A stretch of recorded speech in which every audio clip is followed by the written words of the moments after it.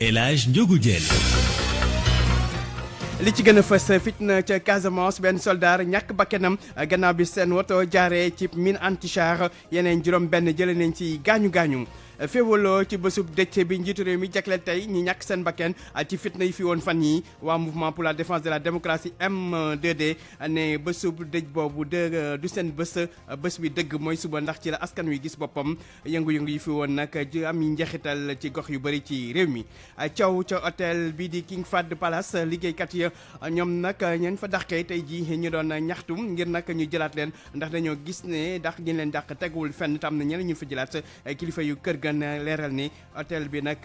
mënatul ndax jafe-jafe li ko indi di mbas mi di coronavirus. daañu teg xibaaru bitim réew ànd ceeg Georges Déthié Diop xibaar tàggat yaram Cheikh Tidiane Diagne li ci yéene kaay yi El Hadj Assane ñu jeexale ak gis-gis ñuy waxtaane tey njeexitalu fitna yi nga xam te ne am na ko ci koom-koomu réew mi mu nekk li gën a fës ci xibaar yi ne su ñu yéen ci ay faram-fàcce.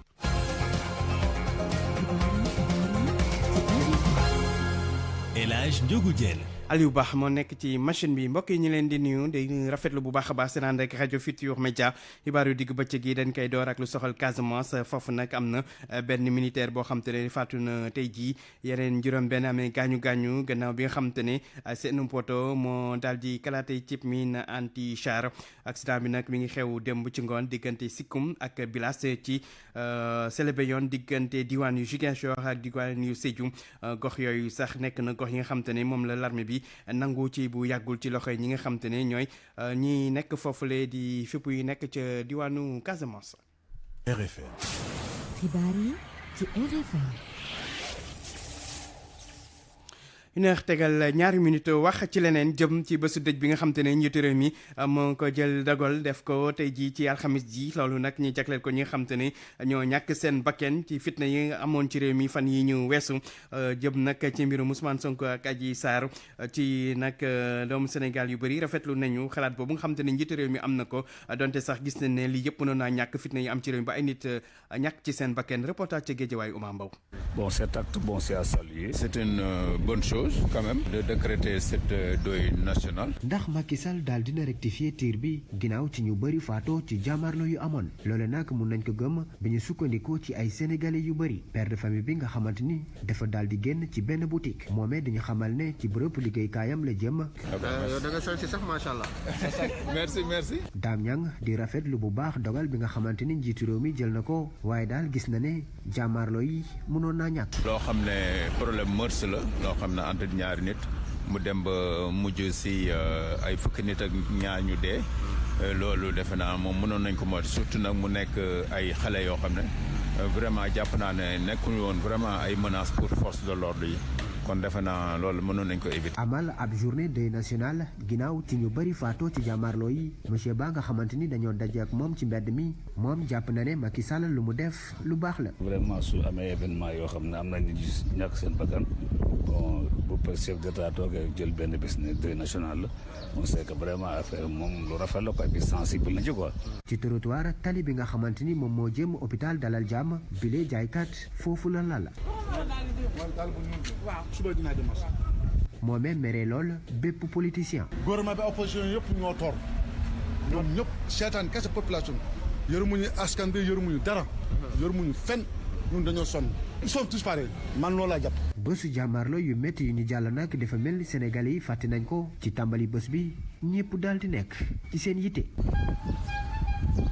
RFM Guédiawaye Omar Mbow. Omar Mbow bésu dëj bi nga xam te ne njiitu réew mi def na ko kon tey jii fekk nag laata loolu kuréel gii di M2D ak démocratie ëmb ay parti politique yu far ci opposition ak société civile ñoom nag ñoom jëloon dogal ne suba ci àjjuma ji la ñuy def dëj samedi ñu amal ab dajaloo ca place de la nation ñoom nag li ñuy jàppee bésu tey bi mbirum caaxaan lañ ko jàppee nee neen bés bi dëgg di bésu dëj dëgg suba lay doon ndax ci la askan wi gis boppam Babacar Diop moo jiite FDS bokk ci M2D ñu déglu ko ci jokkoom ak Barthélémy Ngom. li Macky Sall def de loolu la wolof yi di wax naan dëmm rey la jaale la. mënoo jël sa justice nga utiliser ko ngir rey say adversaire politique nga jël sa police nga wax leen ñu tiire ci sa askan ba am ñu ci ñàkk seen bakkan ay bakkan rot ci nga xëy nga ni da nga leen di jaale nga xëy nga ni nañ leen dëj déedéet du loolu la ñuy xaar ci Macky Sall ni ñu doon xaar ci moom kay mooy mu jéggalu askan ni lii de njuumte la ca jël engagement ni dootu ko dalati mukk ca dina def tout ba lu mel ni jéye ju mel ni dootul amati ci réew mi li ñu doon xaar kay mooy mi dinañ taxawal ab enquête internationale bu indépendante boo xamante ni mbir mi képp koo xamante ni sa loxo laal na ci yoon dina dal ci sa kaw loolu lañ doon xaar ci président Macky Sall. Mais en tant que chef de l'État, est-ce que yaakaaroon ne mooy la personne indiquée pour décréter une journée de deuil national? Non, mën koo décréter journée de deuil national boobu ndax moom ci boppam dafa am responsabilité ci ñi rey xale yi moom ak ay forces de sécurité am dañu am responsabilité ci boppam ci ñi rey xale yi jàpp naa ni lii diversion la rek ci boppam waaye du loo xamante ni gëm na ko. Yéen suba ci vendredi bi ngeen woote journée de deuil national ndax citoyen lambda am na possibilité wala boog yoon may na ko muy décréter journée de deuil national bu dul chef de l'État? ñun dong ko war a def ndax nag ñun ñoo ñàkk ñun askan wi ñun ñoo ñàkk suñuy doom ñun ñoo ñàkk suñuy xarit ñun ñoo ñàkk suñuy militant ñun askan wi ñoo ñàkk ñoo xamante ni dañu demoon ci xeex ngir xeexal démocratie ngir xeexal liberté ngir xeex seen réew am boppam ngir xeex jàmm ci Sénégal dox ba law bu faw ñooña daal di des ci xare ba waruñu leen a fàtte dañ leen a war a fàtteelu ko dañu leen a war a xam dañu war a wesaare seeni tur fexe tey ak ëllëg ak xale yi ñëw ëllëg a ëllëg xam seeni tur xamoon lu taxoon ñoom ñu doon xeex ba seen bakkan des yi ndax seen xeex bañ a naax saay. Ça veut dire que ci lu leer journée deuil national bu tey bi alxemes engagé wu leen yéen waa M2D. ñun dañoo jàpp ni tey journée deuil national amul. pour man RFM mooy rajo bi gaaw ci xibaar yu wóor. RFM xibaar yu wóor te wóor. wéy ci xibaar yi gannaaw bi une heure tegalee juróom-ñetti minutes wax ci Ousmane Sonko moom njiitu Pastef jamono ji nag ma nga ca makkaanu mouvement Y'en a marre ca Parcelles mu dem fa nag nemmeeku ci ñooñu di waa mouvement Y'en a marre nga xam te ne bokk nañu ci xeex bi gannaaw coow li ko topp fan yi daan ñu si dellu seeg yéen ci suñu xibaar ak suñu ndaw la ñu toggal ca Géejawaay di Omar Mbow mu fekk nag jamono joju wàllum yoon di wéy liggéey bi ci manifestation yi ci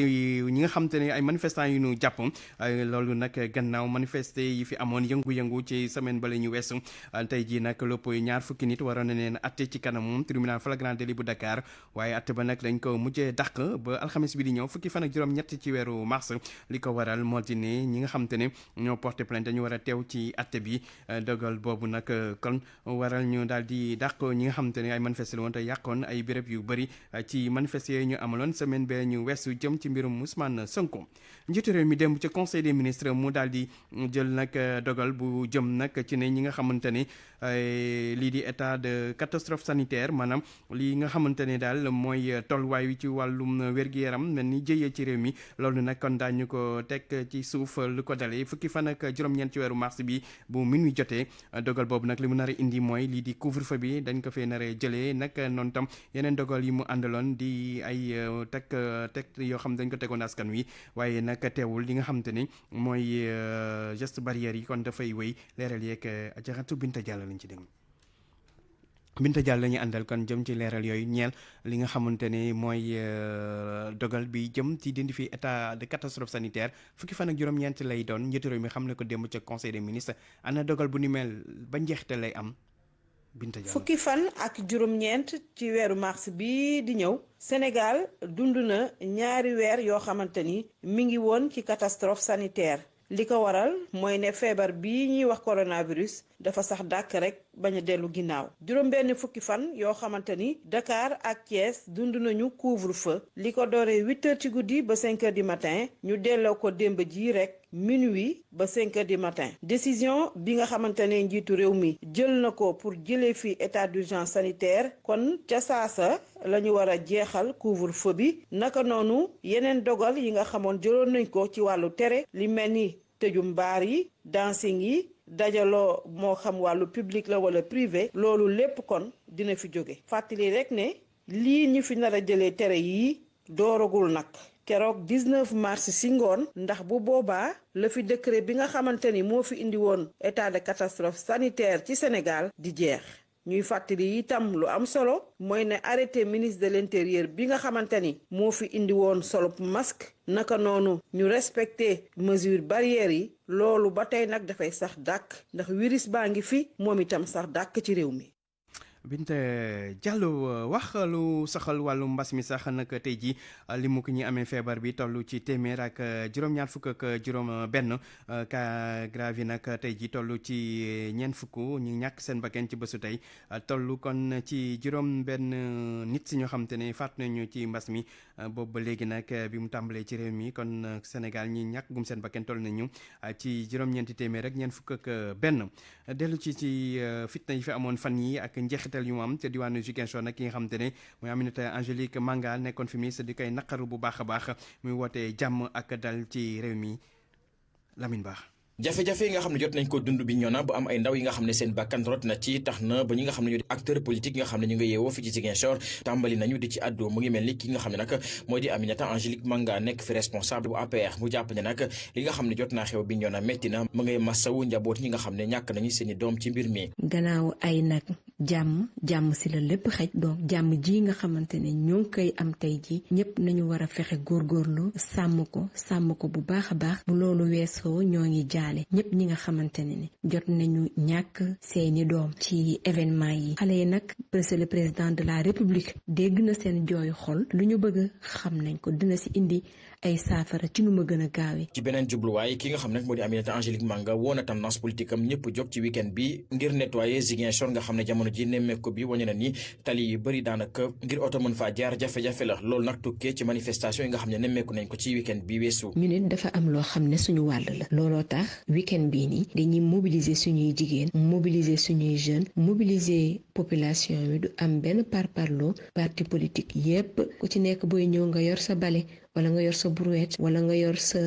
râteau ñu ànd nekkaat benn pour que ñu bale mbedd Ziguinchor yi ndax gis nañ ñu mel ni dara rafetu si. bi élection présidentielle li jàllee ba léegi te ñu wàcce woon ko ci gouvernement bi ci topp Aminata Angélique Manga daanaka li ñu koy dégg bëriwul waaye jamono ji àdduna ngir jàppale njiitu réew mi mu jëm ci wax ak ay ndaw yi nga xam ne jamono ji wañe nañu fan yi weesu mbébét bi nga xam ne am nañ ko mu jëm ci li leen war a jàppale ba ñu mën a dund ci ay conditions yu gën Lamine Ba Ziguinchor Radio Futurs Médias. Lamine Ba ci lu wutee la am te Ziguinchor ak Bignona fële ca Kolda foofu moom amul benn yàqu-yàqu boo xamante ne ndaw ñi def nañ ko rawatina nag ci béréb yi nga xamante ne béréb bu nguur gi la di loo xamante ne nag ña fa nekk rawatina ñi jiitee ay kuréelu ndaw daal nañ koy rafetlu ci dal googu nga xamante ne am na fa ak ànd ak seen xel gu ndaw gi àndandoo seen xel ci manifeste yi Abdoulaye Diallo. ci bilan li fi xewoon ci fan yu weesu dañoo gis ne way manifesté yu Kolda laaluñu benn bâtiment bi nga xam ne nguur gi moo ko moom muy seetlu bu Abdoulaye Cissé amal moom mi nekk ancien président convention régionale des jeunes de Kolda. lépp loo xam ne service la bâtiment goo xam ne la nguur gi moo ko moom gisoo benn bâtiment bu ñu attaqué Kolda fii gisoo benn boutique bu ñu toj biir Kolda gisoo benn banque bu ñu toj biir Kolda kooku wane na tey jeune Kolda yi assimilé nañu lu ñu naan citoyenneté. muy li ñu war a rafetlu. tey jii Kolda war na mën a doon université du civisme national ñëpp mën fi ñëw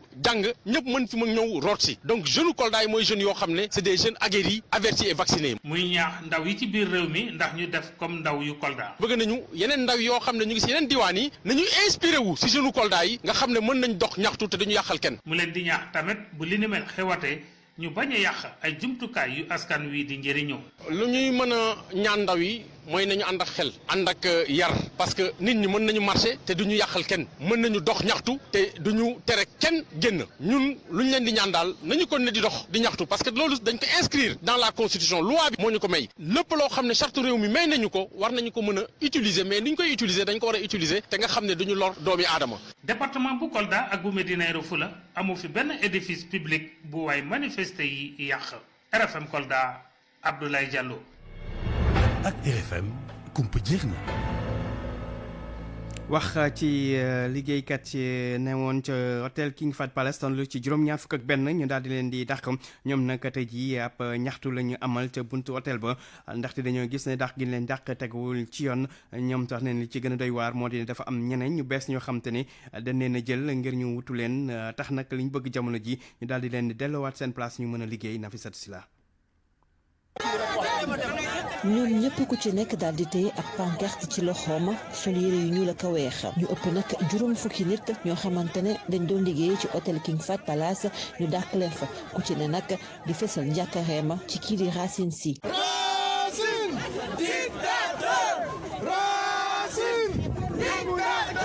li liggéeykat yooyu yëpp nag jàpp ni nin leen fa jëlee dëppawul benn yoon ak li wax Omar Faye bokk ci collectif bile. ba xëy mu ne financement mesure économique mënutu la fay travailleurs yi léegi daf leen di yóbbu mesure économique parce que dafa tànn ñoo xam ne xëy na am nañu fitu wax li injustice bi fi nekk mu ne naa leen tànn yóbbu leen parce que vision bi depuis 2012 mooy ñi fi fekk naa leen fi jële indi fi ñi mu fa bëgg indi Racine Général il n'est pas propriétaire de cet hôtel bu demee ba mënutul jël mënutul fay ne jël bi kam ak fëyam ak vestam mu dem bàyyi. te ngir dàq leen nag ñoom nee nañu ay SMS lañ leen jox mu bett leen.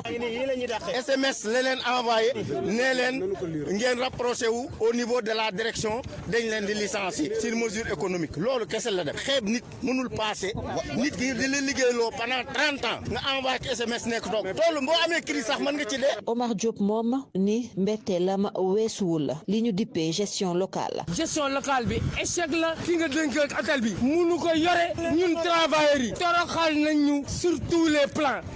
management amu fi ils ont échoué lamentablement. collectif bi nag di ñaawlu ñàkk waxtaan bi am ci seen digganteeg direction bile Omar Faye. mu toog négocier ak syndicat bi ak travailler ak état du Sénégal ñu xool issue heureuse parce que tant que mi ngi insiste ci licenciement yi ñun ñii itam ñu bàyyi ñu licencier suñu travailleur bi. liggéeykat yi leen nekkoon nag ci hôtel King Fahd Palace taxaw nañu temm ngir ñu delloo leen seeni ak ki yelleef ñuy tàllalaale loxo itamit ki di président de la république ngir mu wax ci. yooyu la liggéeykat seen i njàttige daal nañuy addu ci ñaxtu boobu ñu xam ne li war a ñu dàq leen mooy jafe-jafe gu kër ga di jànkonteel ndax mbas mi di coronavirus li ñu jëm nag ci li liggéeykat yi wax ne dañu faa jël ñu bees nee na loolu dara amu ci Pierre Mbow mooy directeur exploitation bu hôtel King Fahd Palace. du employé King Fahd yëpp la ñu dàq lu néew la ñu ci dàq parce que tey jii depuis ay weer entreprise bu nga xam ne mu ngi doon def 70% jusqu'à 75-80% d'occupation tey jii ñu ngi def ay taux d'occupation ay 5% 3% maanaam mën nañu dem King Fahd mu nga xam ne à peu près 378 chambres la occupation ay 5% 3% maanaam mën nañu dem King Fahd mu nga xam ne à peu près 378 chambres la 378 chambres yi am na ay chambres yu nga xam ne en double maanaam fu ñu doon dem ba am ay 378 chambres la 378 chambres yi am na ay chambres yu nga xam ne en double maanaam fu ñu doon dem ba am ay 500 clients tey jii ñu ngi am ay 10 clients ñu nga xam ne mënuñu leen woon contacter dañu leen yónni SMS pour que ñu ñëw jël ci seen lettre tey jii au 21e siècle entreprise benn entreprise bu sérieuse comme King Fahd Palace nan la mën a licencier ay employés par SMS. liggéeykat yi nee nañu tamit motif économique bi ñu wax ne moo tax ñu dàq leen taxawul ndaxte jël ngeen ay liggéeykat yu bees ngir ñu remplacer leen kon li ñuy wax ne motif économique loolu amul. man de bëggoon naa ñu won ma employé yu bees yooyu ñuy wax man lu ma la wax mooy mën nga ñëw King Fahd employé yu fi nekk di liggéey dañ leen jël pour ñu assurer le service minimum ci employé yooyu sax am na ay délégués yu nga xam ne xam nga ñu ngi wax ay mbirum roulement ci yooyu am na sax ay délégués yu nga xam ne dañ leen woowaat pour ñu ñëw su ngeen ñëwee naa la leen won parlu amu ci. nekkoon Pierre Mbow di directeur exploitation bu hôtel bi di King Fahd ñeneen ñi yëglu di waa SAMES di syndicat bi mu médecin yi pharmacien chirurgien dentiste Sénégal ñoom altine ak talaata ñu fas yéene sa bu cib grève loolu nag ngir seen i tawat saafarawum li ci gën a doy waar moo di ne nee na ñaari fan yooyu kon duñ fas xànc ak morom waaye certificat médical duñ ko joxe naka noonu tam certificat de genre de mort di kayit yoo xam te ne am na solo lool ci askan wi te kon grève bi nana am njeexital Awa Mbaye. docteur Hamadou Sow moom dina bokk ci ñiy grève ñaari fan li ko dalee ci fukki fan ak juróom ci weeru mars maanaam altine ndax syndicat bu mu bokk di SAMES moo jibal ndigal li ne na ñoom ñëpp nañu banque seeni yoxoo seen yëngu-yëngu yu bari daañu ko ajandi te ci diirub ñaari fan kenn du joxe certificat médical wala certificat genre de mort moom docteur Sow di wax lan mooy njëriñu këyit woowu ci askan wi. ñàkk a joxe certificat médical nag ci ñaari fan yooyu mën na jural jafe-jafe population yi nga xam ne dañoo soxla certificat yi pour mën a am yeneen i mbir yu ñu soxla ci société bi mel ni ku ñu war a recruter wala koo xam ne dafa feebar wala koo xam ne dafa prestation familiale donc dañuy soxla certificat yooyu beneen bi mooy aussi certificat de genre de mort buñ ko amul duñ mën a am permis d'inhumer te buñ amul permis d'inhumer mooy ne suñuy niw ñu leen mën a denc ku xam maintenant nag suñ population rapport bi mu am ak bëgg a gaaw a denc niw boo ne ko instant bi niw bi dañ koy denc pour 2 ou 3 jours pour xaar médecin bi ñëw joxe genre de mort bi mun na créer ay jafe-jafe mais ñu xam ne jafe-jafe yooyu noonu jubluwuñ ci lor askan bi mais grève boo gis pour autorité bi jóg taxaw pour indi ay solution. jafe-jafe yooyu Mamadou Diop moom xam na ci dara à la traité na waaye ay at yu sakkan nekk na ko officier d'état civil bu nit faatoo docteur bi bu joxewut certificat genre de mort duñu mën a bind këyit wi war a tax ñu denc ko moo tax Mamadou Diop ne jafe-jafe dina am ci ñaari fan yooyu. foog ñu jox la certificat genre de mort d'abord nga mën a def déclaration décès bi certificat genre de mort bi suñ la ko joxee da ngay def photocopie par pièce d'identité kii décédé sa photocopie d'identité yow miy def déclaration bi soo demee ñu defal la déclaration bi décès bi ba pare dans le registre nga signé après ñu jox la le permis d'inhumer su nekkee ne Dakar lañ koy enterré nga dem ci cimetière biñ koy enterré su nekkee ne nag day génn Dakar ci ngay dem gouvernance ñu defal transfert de corps bi nga gis donc importance bi permis d'inhumer bi am. gréewub ñaari fan boobu ñi soxla yooyee këyit daañu ko yëkk dëgg-dëgg waaye teewut SAMES ne moom li mu ŋànk du ko bàyyi ndax dafa bëgg ñu dégg ko. mu nekkoon Awa Mbaye ñu leeral ne grève SAMES boobu nag lii di urgence yi bokk ci kon daan jël urgence yi naka noonu tam daan toppatoo malade yi nga xamante ne dañoo amee corona ak tamit daañu ak wàllum ñàkk yi jëm ci jàngoro jooju di corona wér-gu-yaram ba léegi tey jii di bés bi ñu jagleel feebaru roño ci àdduna bi ca Kaolack nag hôpital ba nee nañ dañuy dalal bés bu nekk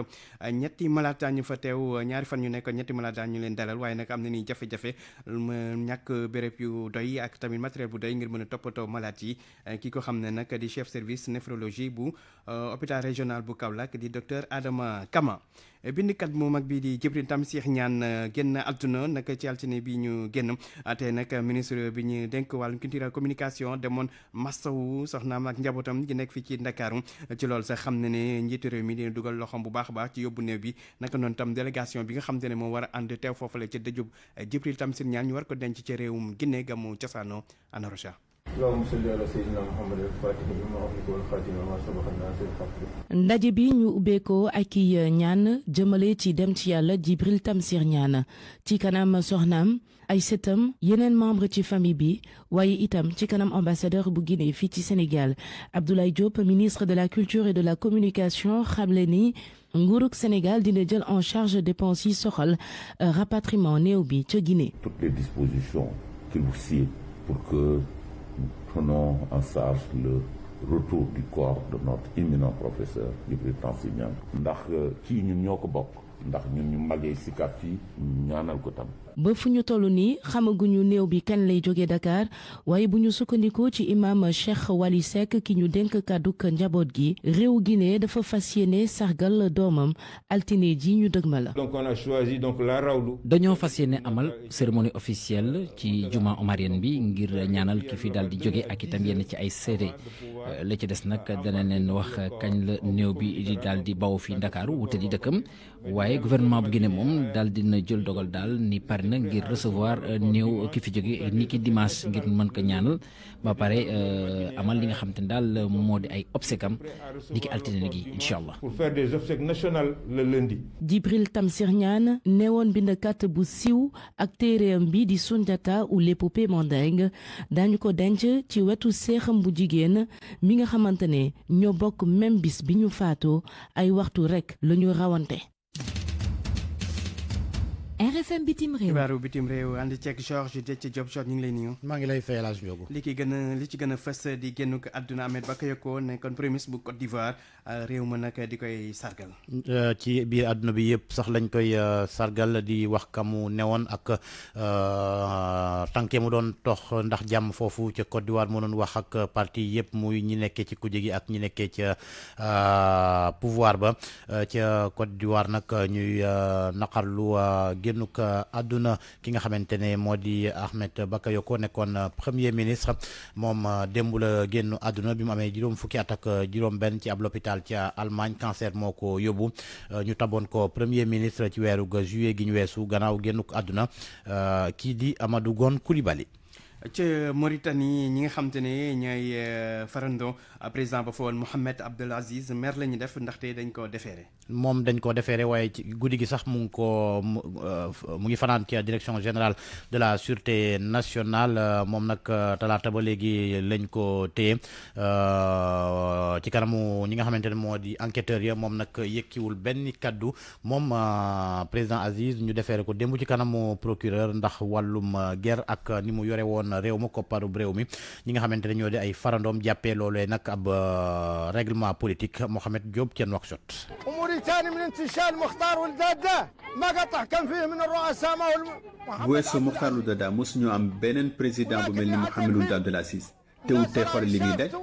kon ñëpp a war a génn bañ ñi ànd ak Mohamed Ould Abdel Aziz nag ñoom ñu ngi wàcc ci mbedd mi rek ngir fësal seen naxaar ginnaaw bi nga xam ne nag direction générale de la sûreté nationale nag moo ko teg loxo ak lu jege fanweeri nit yi ñoo xam ne ay ministre am lañ woon ak directeur de société nationale ba noppi itam yóbbu leen ci kanamu procureur ñoom nag li ñu jàpp mooy ne dañuy jéem a xoqatal rek ki nga xam ne moo fi njëkk nag bàyyi nguur gi ci anam yoo xam ne nag daan dëppoo ak démocratie amal tam ay élection yu mucc ayub moom njiite réew mi fi newoon nag di Mohamed Ould Abdel Aziz benn rapport bu commission d'enquête parlementaire nag moo ko tudd ci luubal lu ëpp $1 ci lu ñeel ay marché public ak itam randal xaalisu réew mi bi mu nekkee ci nguur gi diggante atum 2009 ba atum 2019 Mohamed Diop Nouakchott RFM. ci Mali moom mbirum ñaar fukki béret rouge ak benn yi nga xamante ne dañ leen faat te kenn tegu leen gët procès bu Sanogo Amadou Aya Sanogo di dooraat alxames gu tey gii nii Amadou Aya Sanogo ak yeneen fukki nit ak juróom ñoom ñu teg leen tuuma ne dañoo faat nit yóbbu leen kay xam fa mu leen yóbbu mbir mi nag mi ñu ngi koy layool ci cour d'assises bu Bamako. dem ba Tchad Georges foofu nag tey la ñuy door campagne bi jëm ci élection présidentielle yi fa war a amal. mu di ab campagne bi nga xamante ne diir gi weeru fan lay doon ndax élection présidentielle ba fukki fan ak benn ci weeru avril lay doon njiitu réew ma di Idriss Déby bëggaat juróom-benneeli mandat gannaaw bi mu defee ci boppu réew moom fanweeri at juróom-ñeenti yeneen i candidat daañu jongante buñ tënkoo ci liste bi nga xamante ne cour suprême siwaloon na ko waaye ñett ca ñooña ñoom nee nañ bokkatuñ ci processus électoral ba gannaaw bi takki der yi songe kërug opposant bi di Yaya Dilo Diéru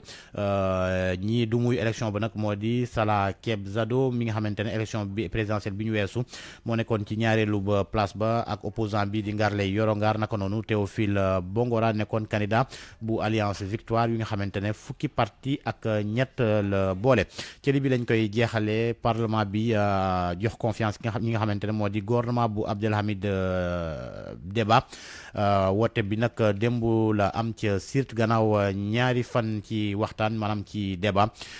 téeméer ak ñaar fukki député li ko ëpp sax ñoo leen nangul lu ni mel ci téeméer ak fanweer ak ñaar yi nga xamante ne ñoo teewe woon waxtaan wa formation gouvernementale boobee nag ñu ne dafa tënku ci wàllum compétence naka noonu itam gox-goxaat yi ngir réew mi yëpp gis ci boppam mu doon bu njëkk nag ab jigéen nekk ci boppu ministère des affaires étrangères gouvernement boobu mooy xel di doxal ba ñaar fukki fan ak ñeent ci weeru décembre bés bi nga xamante ne njort nañ boobee la ñuy amal ay élection générale dana togg ca boppu réew ma ba bi ñuy taxawal gouvernement bi tukkee ca yooyee élection. jaajëf Georges. RFM Sport.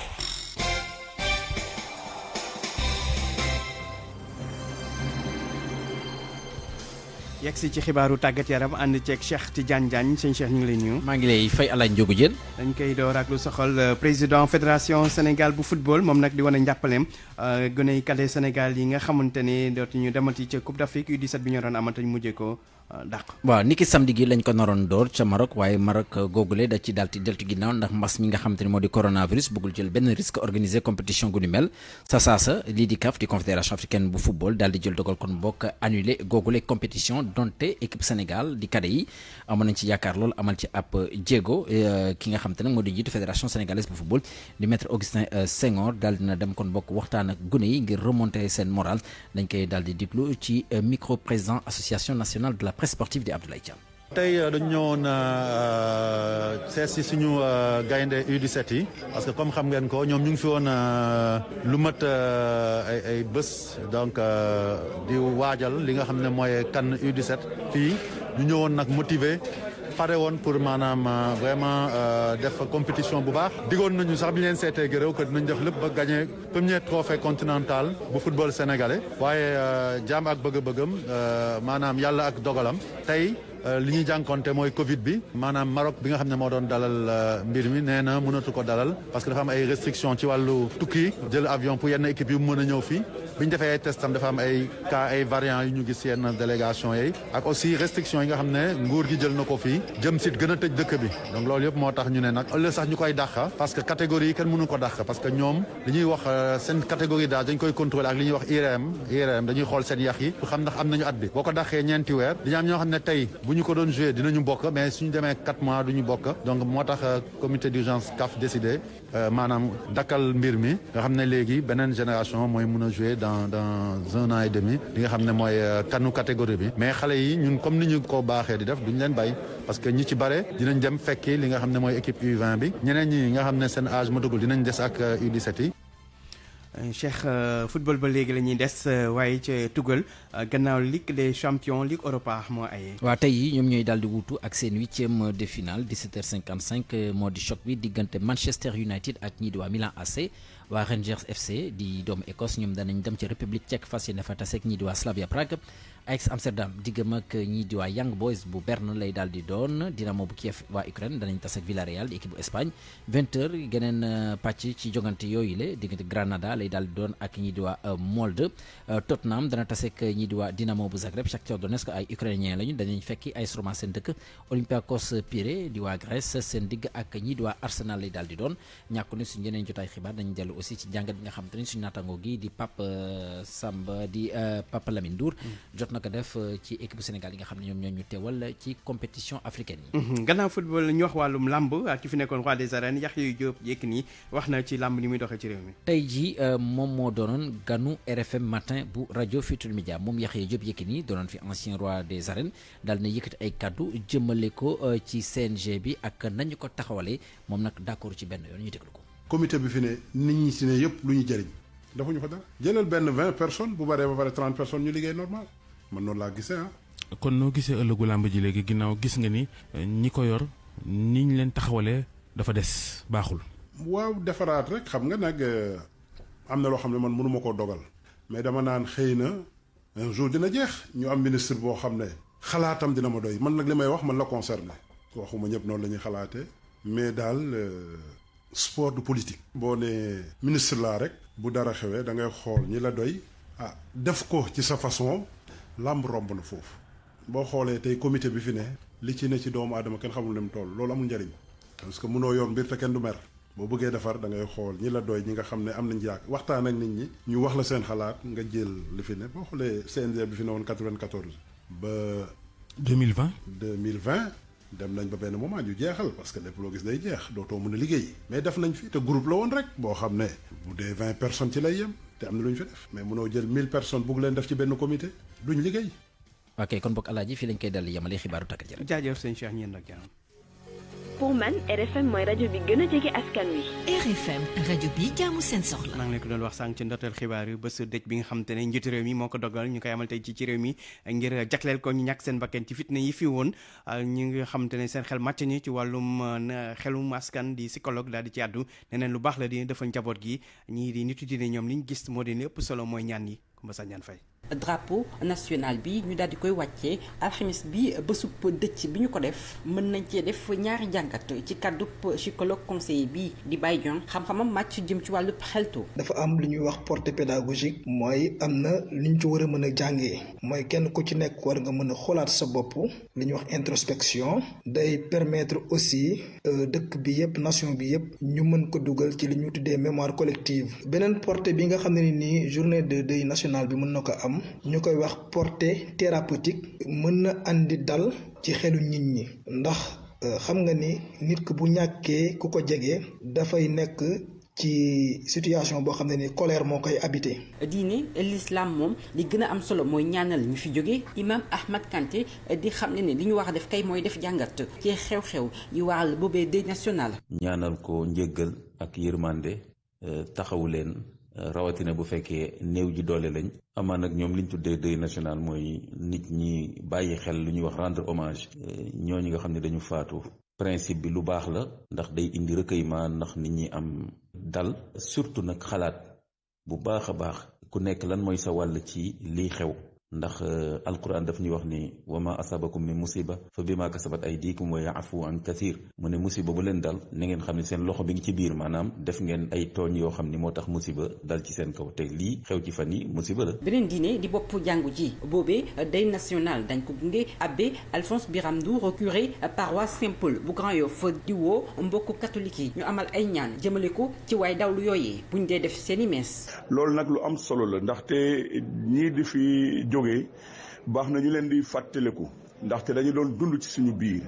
ba tax na jàngu bi bokk na te boole na boppam ci ñaan yooyee ak fàttaliku gi nga xamante ni moom la nguur gi amal ngir ñii daw làqu rawatina ci manifestation yi nga xamante ni ci la ñu jóge. ab bés la bu njiitub réew mi daal di décréter ngir sargal ñi fi daal di wàññeeku gannaaw fitna yi fi amoon lu tollook ñetti jàpp ñeenti fan ci bi ñu tegee loxo opposant bi di Ousmane Sonko.